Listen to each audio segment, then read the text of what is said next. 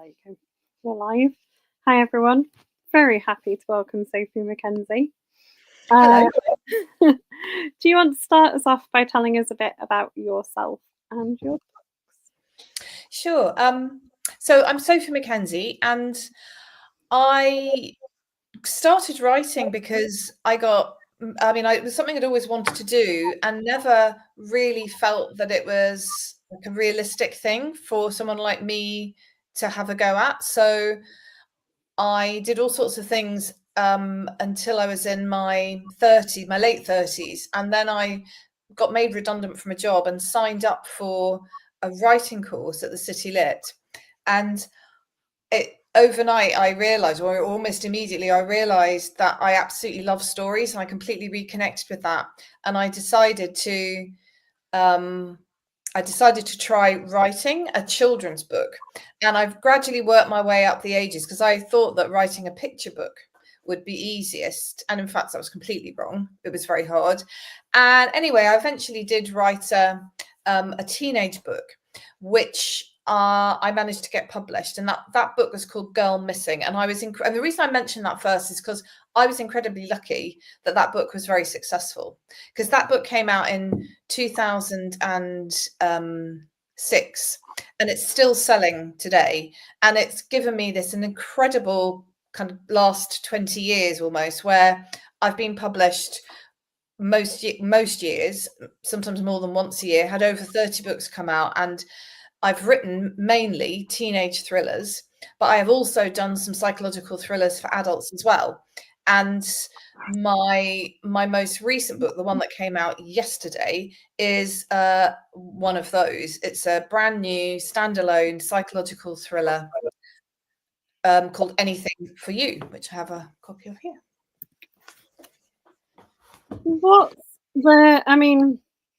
I love YA books and read those as voraciously as I do a lot of other things. But what are the kind of differences between the two audiences when you're writing for them? Do you know, I don't really think about it particularly in terms of the differences in terms of the audience. Like I know there are certain rules that I need to follow when I'm writing for a teenage reader. By that, I mean, there are certain things that the gatekeepers, publishers, teachers, librarians, parents will not want to see in those books, because there's a distinction, I think, between the older end of YA, where anything goes, and the younger end, which is really what I'm writing for, where you have to tread quite carefully around sexual references, swearing, violence, all those things. So to that extent, I am super aware of, if I've got a kind of undercurrent of romance going on, it's not going to go further than a kiss. I mean, I have written kind of a few romance stories where there is more to it, but in my thrillers, I know what the kind of limitations are in terms of what the gatekeepers will accept. And I'm saying gatekeepers very specifically because I think you do have to be aware of that very much as a writer for teenagers. It's got nothing, sadly, to do with what the teenagers want, and of course there are teenagers who could handle different levels of content, but I understand the need for having some sort of ground rules around that. So I am really aware of that. But in terms of the writing and the stories, I don't really think of it as, well, I can put this in because my reader's an adult, because I think you could end up really then patronizing your teenage readers. So generally, it's not that there's an issue or a subject matter that I wouldn't tackle. It's more to do with the treatment of it. It's like I was teaching once and talking about train crashes, and somebody said, but you couldn't put a train crash in a book for children. And I said, what about Thomas the Tank Engine? That's full of them. And it just shows you how it's to do with the way you handle the material that actually will make it appropriate or not for your audience. So I guess I would say that I like to end everything I write on a note of something that's uplifting, not like cheesy ending or anything, but just something that's hopeful. But I don't always do that with my adult books. And I think that if there's any difference really in the way I approach writing for children, writing for YA teenagers and writing for adult readers, it's that when I'm writing for children, I would never, and bearing in mind this is younger teenagers, I would never finish a book with everything being really dark and depressing. Whereas occasionally I have done that in an adult book because there's been a bit of a sting in the tail and something a little bit disturbing comes in on the final page. And I don't think I would do that in a teen book. Otherwise, I kind of approach them in the same way. I mean, the adult ones are just longer and the plots are more complicated and the characters have more layers. But it's not because I'm thinking about the end user, the reader. It's because of the story I'm telling and the way that makes everything else pan out. Good answer. Laura, one of our members, has said hi. One of the things I noticed in the book when I read it, that your new one that's out now, is you've got these kind of two kind of teenage characters in the family, and you kind of play on the idea of like the sort of image they present to their family isn't really necessarily what they're doing away from home. And I think that's the thing that a lot of people who don't kind of know teenagers worry about. For sure. And I think that was like a really interesting, we're trying not to give spoilers in our group, so I'm trying to think of the best way of wording this without like giving too much away.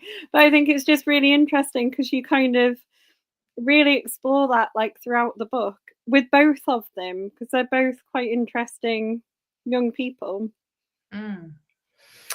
Well, I think it's such, you know, I think it's part of a modern day teenage existence, really. I think that part of pulling away from your family is to have things that you don't want to share with them. And sometimes things that you don't want to share turn into secrets, and it's fairly easy for a secret to be covered up with a lie. And there you go. You're not telling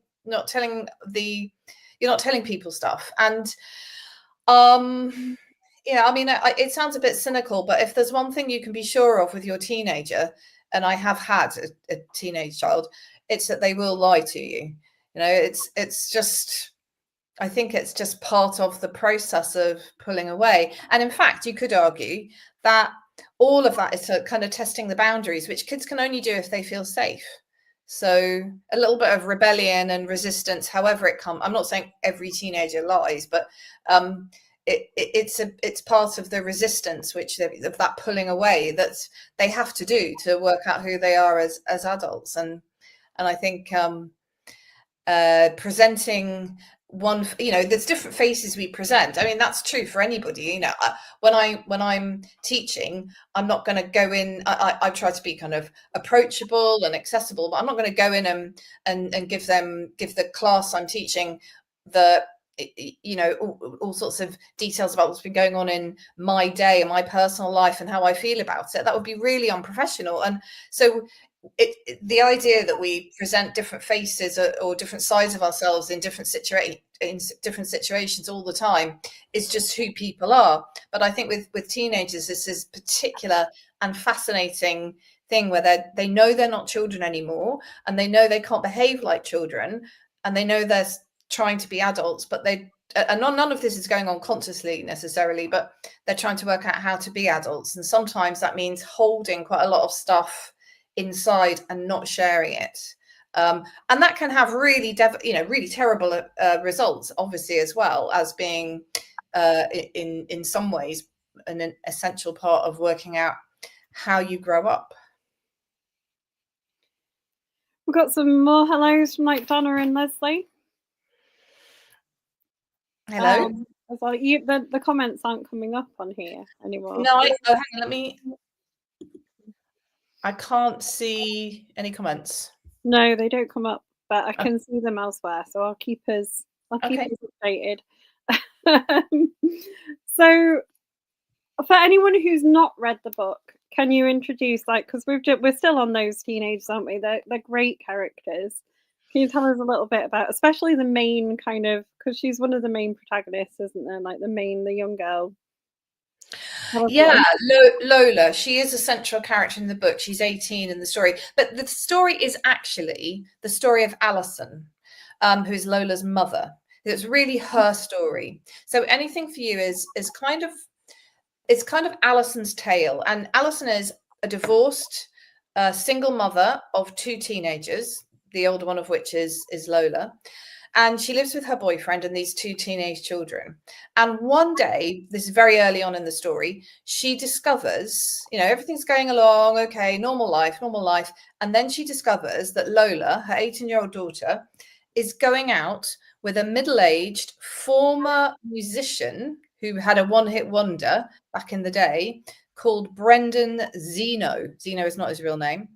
And the real kind of horror of this is that Alison was in an abusive relationship with Brendan many years ago when she was about Lola's age.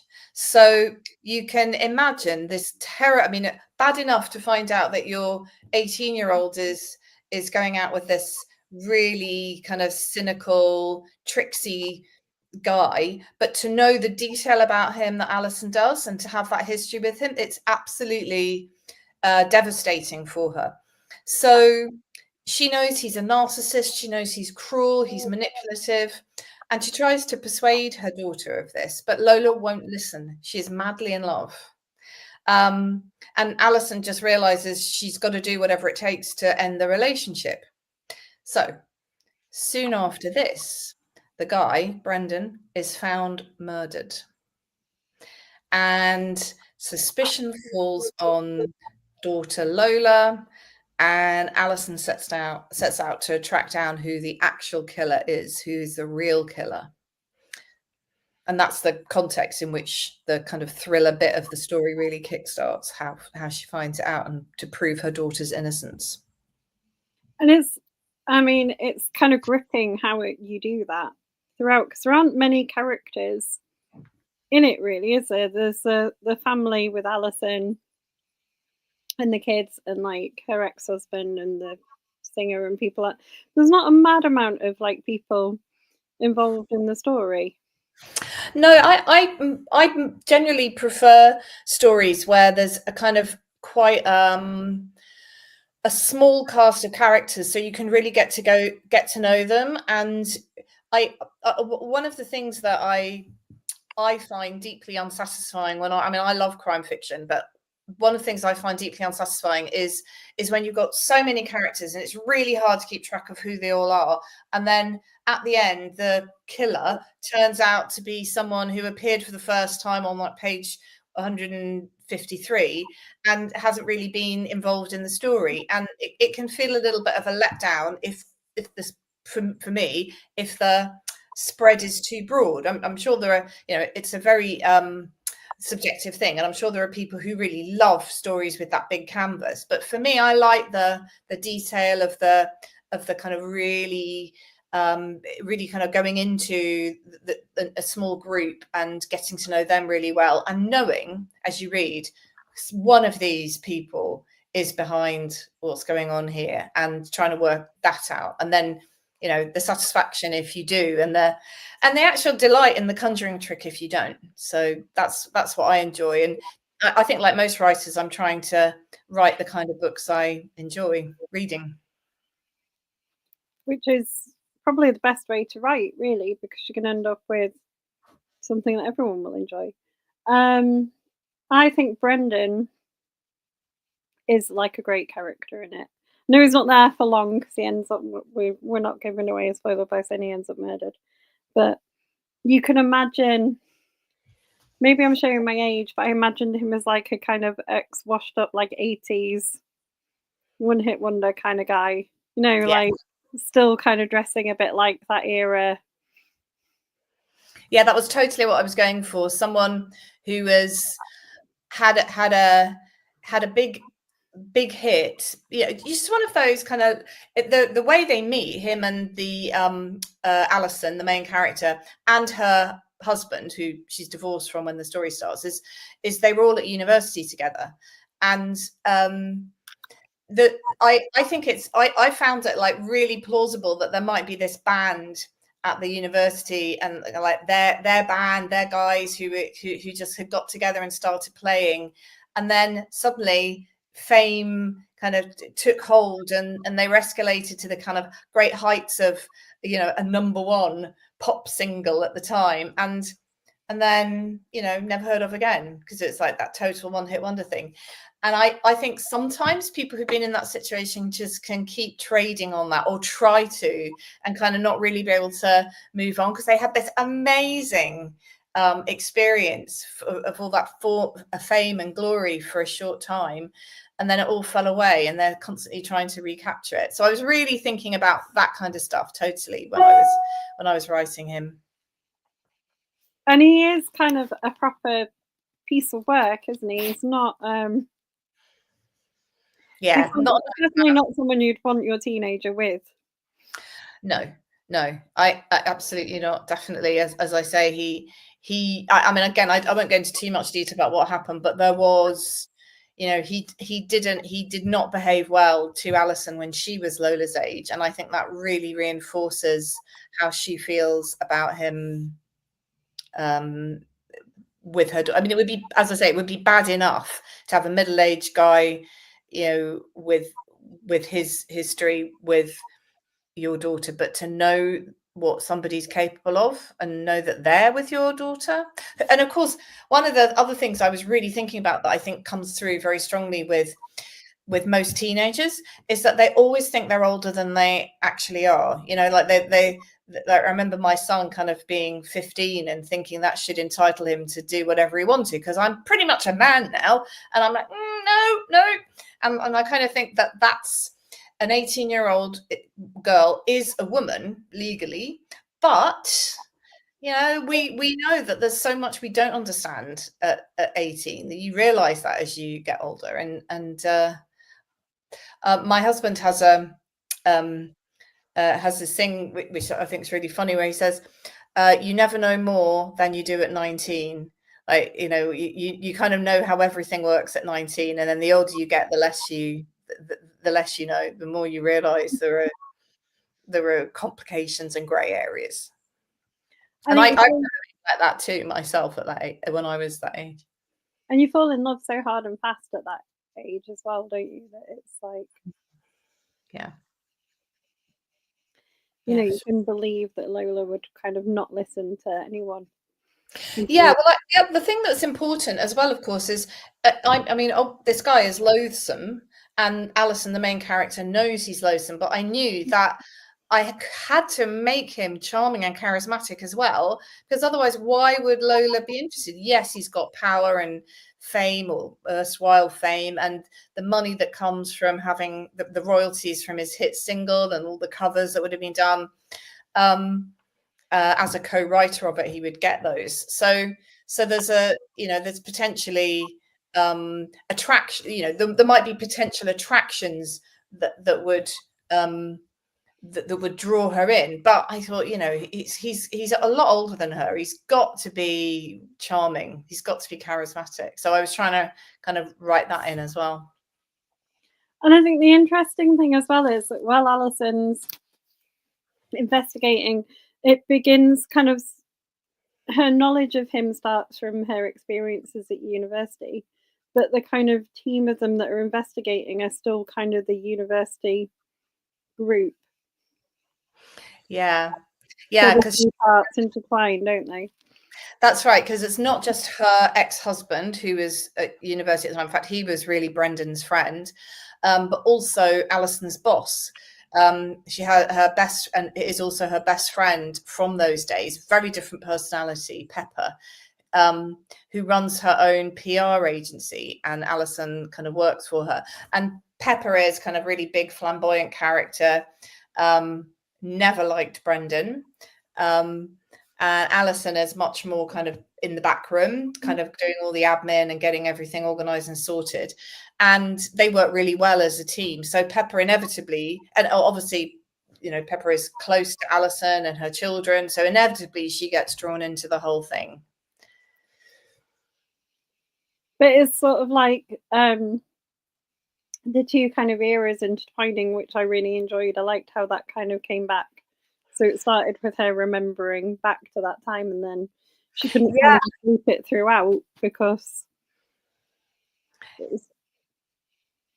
and how there's this contrast between who they are now, all these people, and who they were then. My original version of this story had whole sections which were set in the, I can't remember the exact year it was set in now, but it would have been at the 90s, I think, somewhat a year in the 90s, and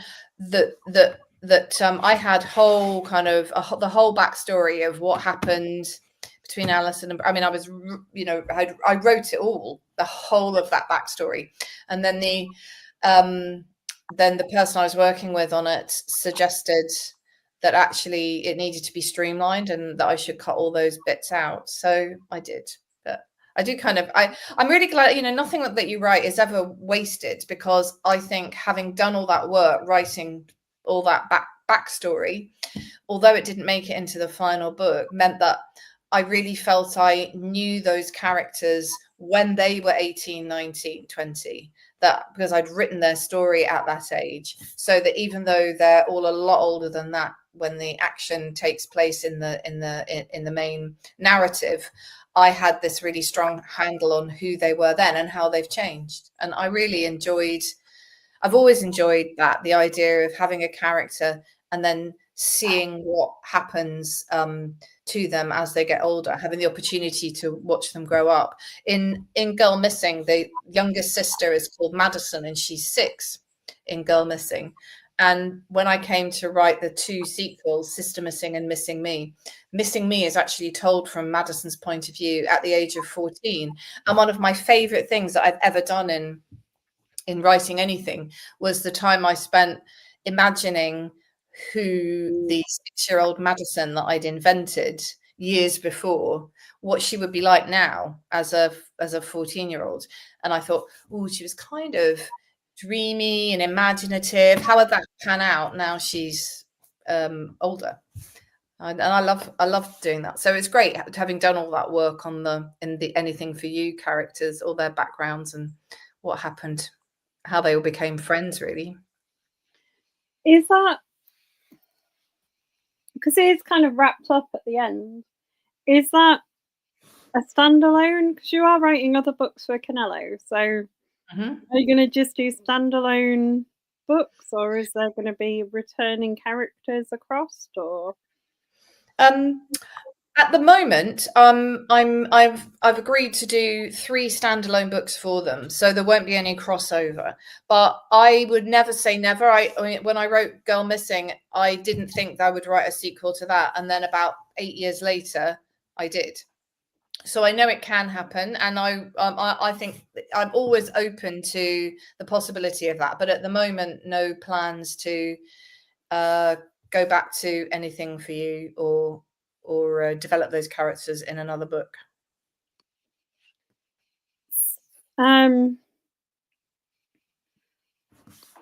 Do you? So have you got any of the other books on the go? Yeah, they got me on a kind of quite a tight schedule here. So the next book is called, which is another standalone psychological thriller, is called Burn This, and that I believe will be published in the summer. So that is already, I'm just looking at the proofs of that now. So that's all done. And I'm writing the next one, which doesn't have a title yet.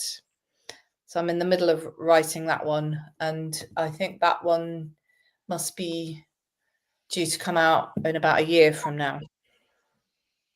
So yeah, quite a lot on the go. Can you tell us anything about Burn This? It's got title. Burn This, you know, with titles of books, I know I sometimes think, oh, why did the author call it that? Or where did that title come from? And one of the things that's been this big discovery for me as an author, as a published author, is that it's such a unpredictable thing. It's such a mix. So some titles that I've had were the ones that I wanted, right, or maybe they were the first thing. And others have either come along at the very last minute or been totally dreamt up by somebody else. There weren't any. I mean, about half of the titles of my books have nothing to do with me. They were ideas from the editor or somebody else at the publishing company. So Burn This it's in the other camp though. Burn This began with that title. And I just was totally hooked into the idea of it, because basically, and I haven't talked about this before, so I hope I kind of don't ramble on it. I'll try really hard not to. So again, we have a woman who with children who is moved back to her hometown, and she's clearing out her mum's house, and she comes across a box which has got her name on it, and it's got lots of her old childhood things in it, and she's going through it, and at the very bottom, hidden inside something else, she finds a diary with "Burn This" written on the cover, which is kind of like, it's hidden, but also it's not destroyed. So then she starts reading, and she finds her mother's creative writing. And she's like, I didn't know my mum did this. And then at the end, she finds an extract that gives a partial account, the final pages are torn out, of the death of this woman's best friend when they were 8 years old. And they were together playing in the park, and the little girl went into the woods and was killed. And her murderer was never caught. And in the diary, the Burn This diary, she finds this account that appears to be a first-hand account, whereby her mother, who's now passed away, she's clearing out her house, actually witnessed this murder and never told anyone what she saw. And as I say, the last page is torn out, so the identity of the murderer is not given. But all the details tie up that she witnessed this murder. And because it was someone who was so close to the main character, she tries to find out what happened. And of course, most people think it was just another one of her mum's bits of creative writing, but she's certain it was what really did happen.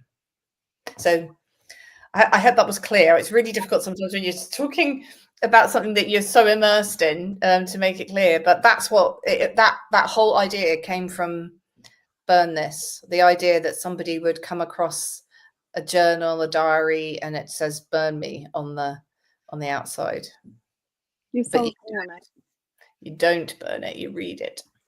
From that description. Well, you would, wouldn't you? If someone had written a thing that said, yeah, you would have to. Yeah. Yeah, it sounds so good. Laura says the same. She said it sounds so good, she can't wait. We'll have to keep an eye out for it.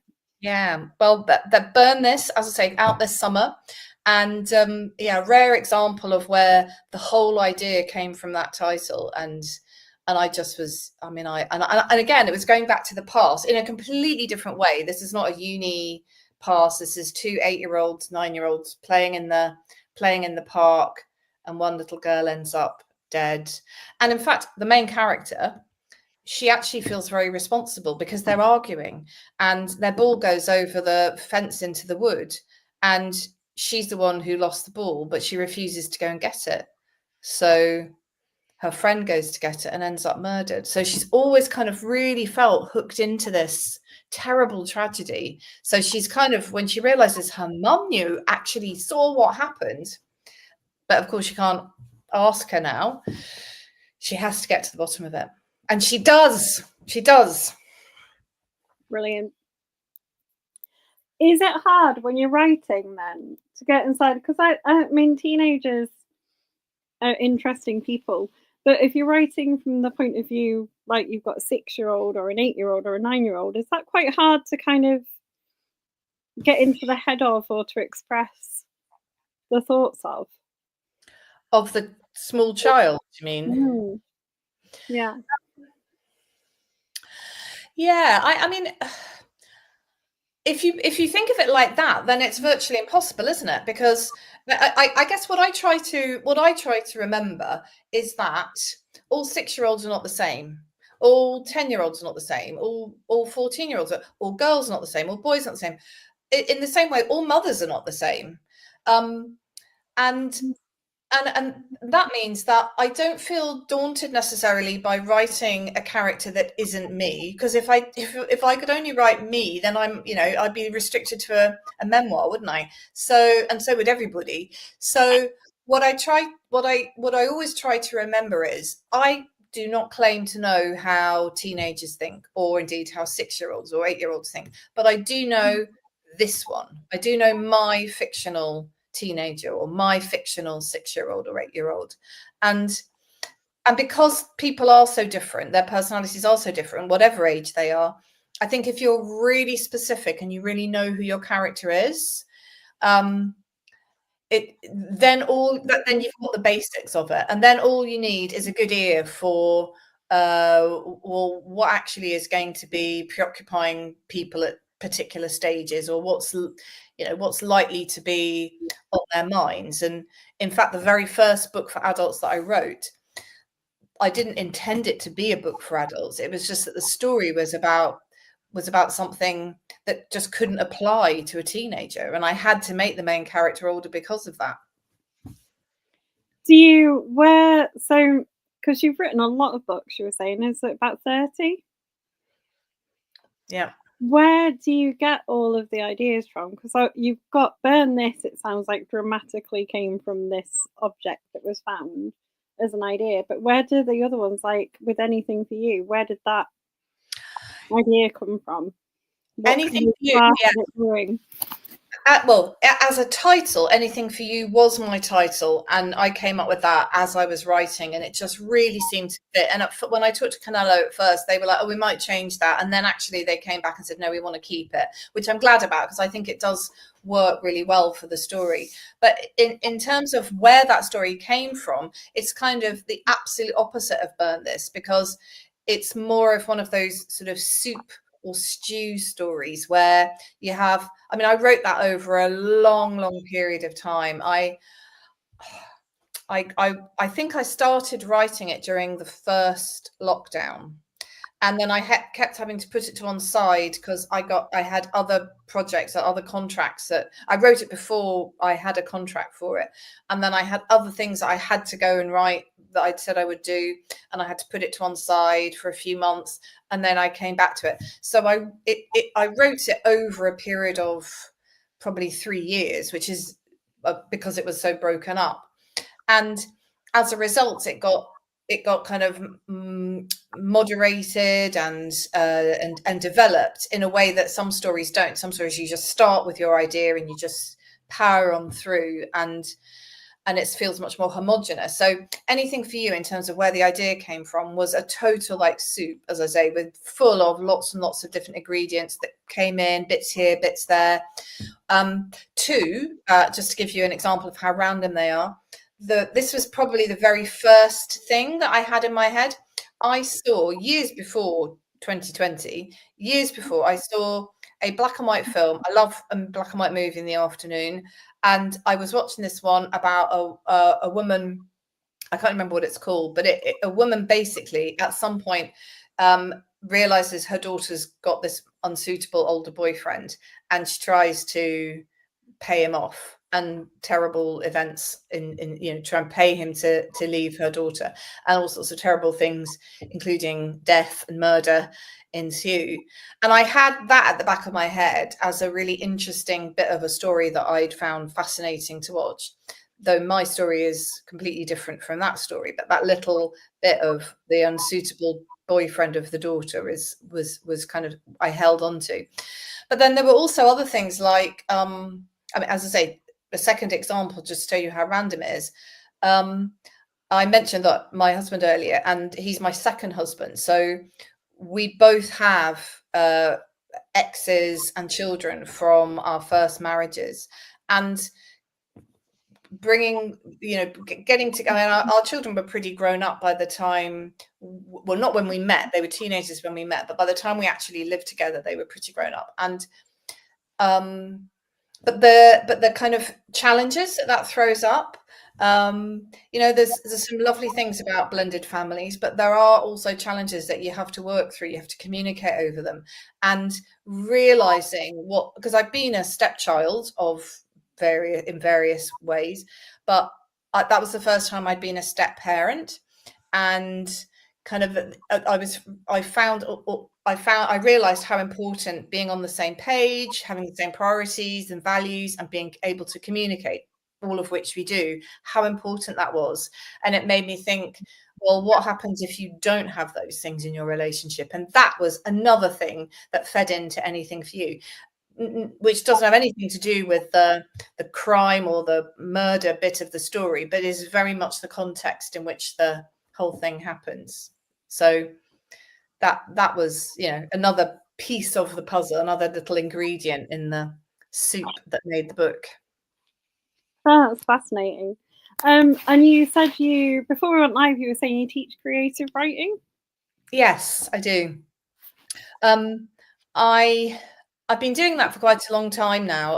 I had a break from it for a while, but it's something I really enjoy, and I find actually it helps my writing to be working with other people.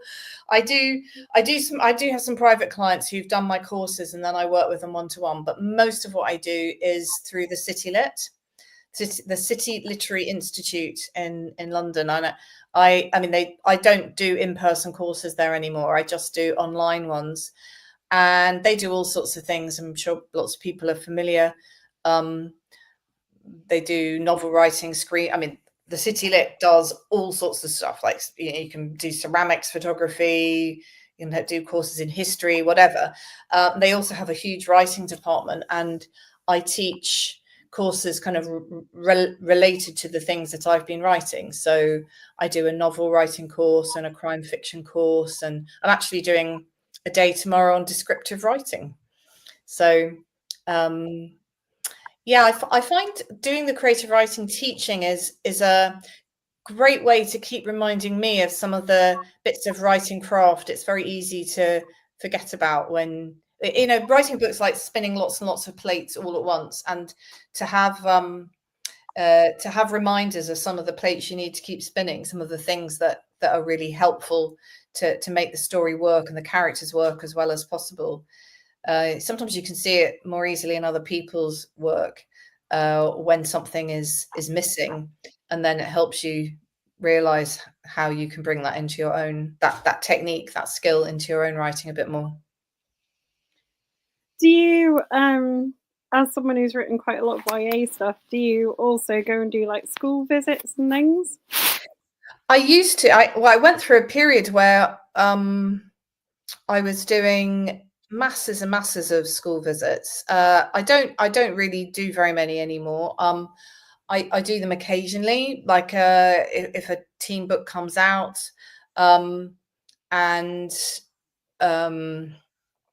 and I might go and do a few school visits at that point. I might do something on World Book Day, or if a school particularly wants me to go as a kind of one-off thing, but I don't do them regularly. And it's not that I don't like to, because I do. I mean, the best thing is, I love talking to the kids, the teenagers in particular. They're the hardest audience in the world, especially year 9. But they ask the best questions, just they're often just so if they've read the book or a book, then they'll ask really detailed questions about that book and why the characters did whatever, and which I love. But also, when you've got their attention, they're really engaged, because if they're not interested, they will just be sitting there chatting to their neighbor. So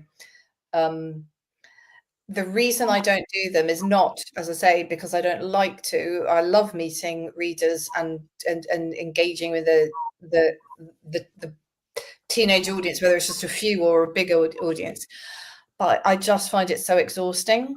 I get my energy from sitting in my little room writing, and not actually having to engage with the outside world a huge amount. I mean, that's just who I am, and that makes me really happy. And when I have to go out and be around lots of other people, it's very nice, but I find it really, really exhausting. And then I come home, and then I'll probably get a migraine, and then I'm kind of not doing anything for 2 days anyway, and it just takes out too much of my writing time. So the older I've got, the more exhausted I've found doing them. So the less I've so now it's just very much a occasional thing rather than a regular thing. Equally, while we're on these doing events things, what have you got lined up for anything for you? The main thing coming up soon is a fair what's called what do they call it? A crime and wine evening at Fareham, the Waterstones in Fareham. So I'm doing that on the 5th of February. That's the main thing coming up. And I've written a few things as well. I'm not sure exactly what the time frame is on those. What else? Can't think of any particular things. I know I'm doing, anyway, that's not relevant to anything for you. Okay. You can plug any other events you've got as well if you want No, to. it wasn't an event, or rather, it's not a public event. I'm doing a school visit on World Book Day, but obviously that's for that school. So, but no, I don't really do very many events. I don't have any festivals or anything like that coming up. And I used to love going to the festivals. Actually, that was fun. But I'm not doing any of those this year. Oh, that's sad. Would you like a crime festival? Oh yes. Do you have a favourite one if you are going to one? Edinburgh. Ah. Edinburgh Book Festivals was always the one I enjoyed most. I think it's probably because I'm a bit of a townie. I've always been quite an urban person, and I grew up in London, so I feel I find, I mean, the Hay Festival is amazing, but it's also, you're in the middle of a field, and that's not my happy place. Whereas Edinburgh is such an amazing city. So, and I know neither of those are dedicated crime festivals. I've only been to Harrogate once, and I thought that was fantastic too. But I'm just not so familiar with it. But so yeah, if I had to pick my favourite book festival, it would be Edinburgh. Solidly a good choice, and I'm going with you on being Ah. a city slicker as well. I'm definitely, like, if it's not got a coffee shop nearby and a good bookstore, then it's not for me. Do you know what I mean? Yeah, I know. I'm not interested. Like, I don't want to camp or do anything like that. No, I'm not a camper. No, me neither. I'm just very, people ask about it sometimes, and I'm just like, no, it's just not my thing. Not going to do it. Well, we've got you off topic from anything from you. Tell us what you've read recently and really enjoyed. So the most recent thing I've read was something my brother recommended. So my brother's not I wouldn't say he was a big reader, or indeed a big reader of crime fiction, but he was recommending, I'm just looking up the title of it because I don't want to misquote the title, and I'm reading it on my phone. He recommended this Dorothy L. Sayers book, the Lord Peter Wimsey series, and I'd never read any of those books. So yeah, it's 5 Red Herrings. I knew it was had 5 red herrings in the title, but that is actually the title, 5 Red Herrings. So that is actually what I'm reading at the moment, because he said, do you know, I just kind of got it because you could download it free, I think, and he said it was such a clever crime story. So I thought, oh, I could learn something from that. So that's what I'm reading at the moment. And actually the book before that I read and really, really enjoyed, and I'm gonna, because I thought, I'm looking up the title of this book, I'm absolutely terrified of getting that wrong. And it's funny because this is kind of pitched as like a crime book, and it's not really one at all. But it didn't spoil my enjoyment of it because I thought it was so good. It's Small Pleasures, which is by Claire Chambers, I think. Claire Chambers. So Small Pleasures by Claire Chambers is something I read recently, which I thought was brilliant. Good And it choices. is actually about a crime, ironically, but it's not presented as a crime novel at all. But then that's kind of nice, to sometimes breaking up the format, doing it a bit, finding something unexpected when you read is what I really mean to say. Do you like, because I feel like your book, especially anything from you, kind of looks a lot at like relationships between people, like between families and just between people in Yeah. general.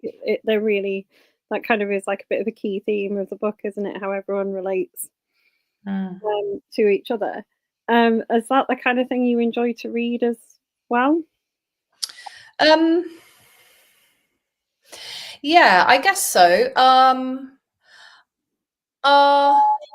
I mean, I'm more interested in in characters and their relationships than I am in necessarily the whodunit aspect of something. I often find that I really enjoy the setup section of a book more than the end bit where everything kind of comes to a climax and it all gets really exciting. I'm not saying that's every book, obviously, but that interplay between characters and relationships and the suspense that then builds. I mean, I don't read romance, but I say, for instance, I really like, say, watching Bridgerton, which is, you know, nowhere near crime drama, but has such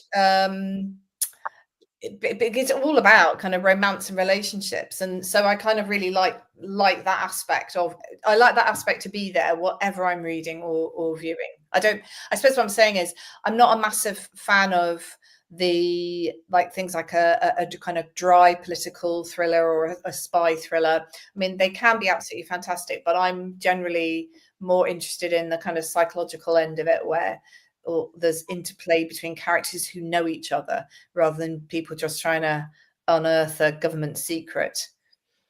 I'm not saying I wouldn't enjoy a book like that, just that generally I'm drawn to the ones which are kind of on the focus on relationships a bit more. Relationships of any kind. I don't just mean romantic ones. Yeah. No, that's why I meant in it, because it's the relationships between all the people that I think are kind of interesting, because none of them are quite as functional as you first think. And they all kind of have an interesting kind of thread to them that you were reading. Like, I found myself reading it, trying to work out what everyone was doing, if you know what I mean. What everyone kind of had going on. And like wanting to see what they were going to do next and things like that. And I was less worried about who'd done the crime than kind of seeing the fallout of like everybody involved. Yeah, well, you sound like you're completely inside my head when I'm writing it, because that's really what interests me the most, what the agendas of all these people are, you know, where are they really coming from? And that's one of the things I love about writing, that you have to be in all these different heads at once. Yes, you are kind of, your core being is in your main character who's kind of driving the narrative, but you have to know what every single character is thinking, why they're thinking it, what they want. And that means, well, it means that unless you have a brain the size of a planet, which I definitely don't, you have to do several drafts, because it's really hard to get all of that down in one go. But that's what makes it fascinating, knowing that you put two characters in the scene and one of them is lying their head off, but to the others, they're going to be coming across as completely benign, or, you know, like, for instance, they're going to seem really interested and caring when in fact they have a very cynical agenda in the background for themselves. So yeah, that's exactly how I feel about it. Do you I mean, you've had so many books out. Do you I feel like I can ask you some of our questions that I don't always ask other authors, because Go ahead. it's the first time on, so I can go back to some of my favorites. How interested are you in exploring other formats of your writing? So I like to ask people if they'd make a graphic novel of one of their books. I would love to see a graphic novel made. There's no way on earth I could do it. I mean, I am so in awe of people who are artistic or can draw. I mean, my stepdaughter is a animator. I just think she's amazing. Yeah, and sometimes we play that. I don't know if you've ever heard of Drawful. It's where you kind of draw something on your phone and you can connect it up to the big TV screen so everyone can see. And everyone's doing these terrible stick people, and she's sitting there doing with like dish dish dish, and she's doing this amazing cartoon person. So I think people who can draw, people who understand how to kind of create visual images are amazing, and that aspect of a graphic novel I think would be brilliant to see. I really wish that there were more illustrations in children's books. I don't understand why it's kind of considered secondary to words. You know, when kids get to about 6 or 7, it's kind of considered, well, we have to focus on the words now. We don't want any more pictures. I'm like, why? I would love to see books, adult books, being illustrated. I think it would be fantastic. And never mind graphic novels, just any book, because it's such a beautiful thing to have some images to go along with the picture, to go along with the words. But that is not the world we live in. No, but it should be. I think it's. I think you're right. I love a map at the front of the book, or one of my favourite reads last year was The Cautious Traveller's Guide to the Wastelands, and it's set on a train, and you got like a map of the train in the front of the book, and you could, as you were reading it, go back and kind of place where everybody was. And I love that too. And family trees, all that stuff, where you can just kind of go and have a look and see how everybody ties in together. Yeah, absolutely. I mean, I think it's coming back a little bit in the sort of sense of you get crime novels now where there's like texts and emails and they're printed in a more visual way, you know, like you would get the message. And I appreciate that as well, to break it up. But no, I think that'd be fantastic. But as I say, it's definitely not something I would embark on myself. You normally work with an illustrator though, don't you, when they do? I have no idea how it works. I mean, I guess, yeah, you would. I mean, the way it works is that the author of the book kind of suggests ways of cutting it down and provides the words, and then an illustrator draws from that sort of. And is that how it works? I don't know. You tell me. I think it sounds fascinating. I don't know about like adaptations of them.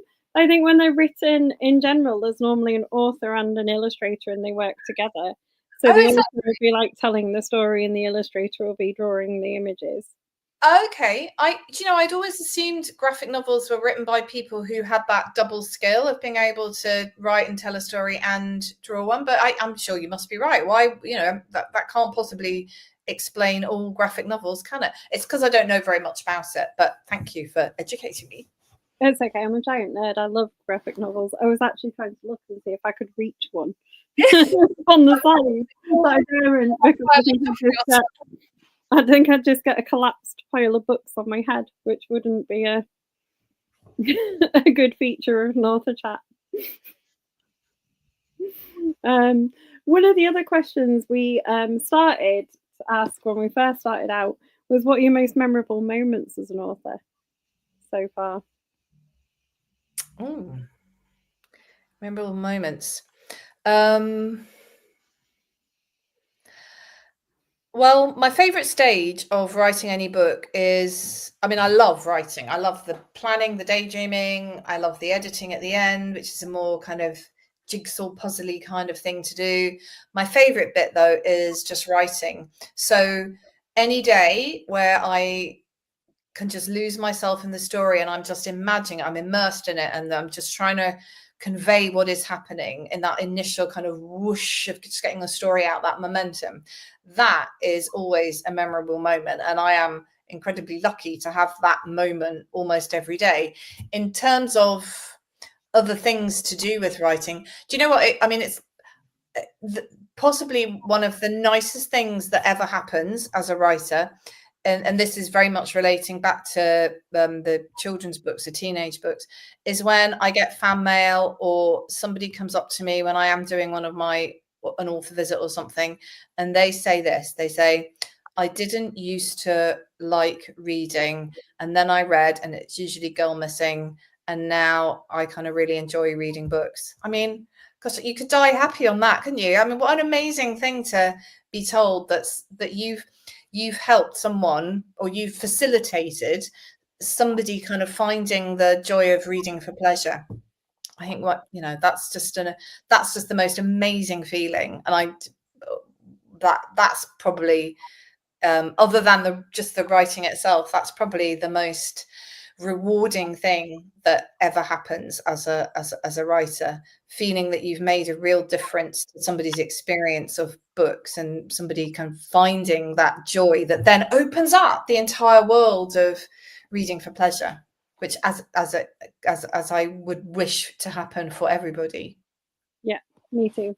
Laura says, another old question, have you ever acted out a scene to help with the writing process? That is one of my old favourites, actually. Constantly. I mean, not full acting it out, because sometimes my characters go into very dangerous situations, but I often kind of I'm totally running it like a movie in my head, and sometimes I will speak the dialogue out loud to try and hear it, and see how I think the next character or the other characters will respond. I mean, not acting it out in the literal kind of sense of gathering together a group of people and saying, now we're going to act out a scene from my book. No, but acting it out in my head constantly. We've had some great answers to that in our book, including people who have acted out like fight scenes, places, wow. Or tried tying themselves up, or wow, or something like that, to see if they could escape a particular situation. Or much more. Oh, that sounds much more adventurous than me. There's a collective bunch of like slightly strange crime writers who do some interesting things when they're writing books.